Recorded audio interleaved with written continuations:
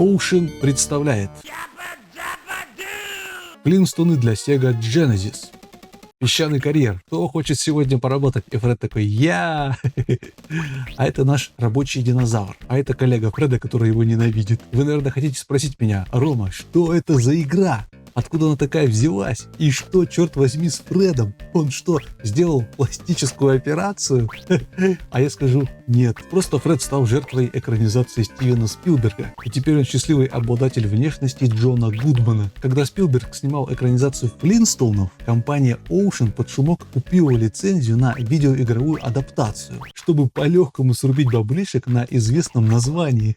В итоге мы получили вот эту вот игру Флинстоуны из альтернативной вселенной. А данная версия для Sega Genesis вообще так и не вышла на картриджах. Ее распространяли через Sega Channel. И казалось бы, что могло пойти не так? Просто возьмите 8-битную механику, состряпайте пару новых уровней, и, мне кажется, получилась бы хорошая игра. Но, к сожалению, разработчики из Ocean где-то просчитались. Хотя, конечно, не сказать, что игра прям настолько ужасная. Все-таки основные механики действительно взяты из NES-версии. Фред умеет подтягиваться на уступах, бьет дубиной, но не умеет накапливать силу. И даже использует дополнительное оружие – камень и шар для боулинга. Споткнулась игра на том, что сам персонаж двигается не очень отзывчиво. Присутствует этакая тягучесть в его движениях, из-за чего играть становится чертовски неудобно. К сожалению, уровни тоже получились не очень-то интересными и местами сложноватые. Как вы заметили, графически игра нарисована очень круто.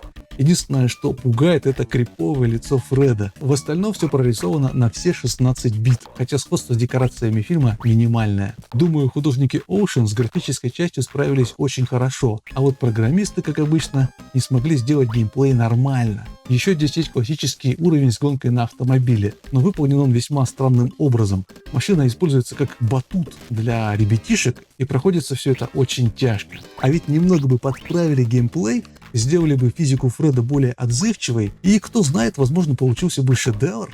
Ну и плюс еще бы какой-нибудь отважный ром-хакер перерисовал физиономию Фреда под стиль мультсериала. По итогу скажу, что в целом игра получилась интересная, но при условии, что вы используете сохранение и обратную перемотку, компенсируя тем самым недостатки игры. А вот если проходить на живой консоли, то это будет больно.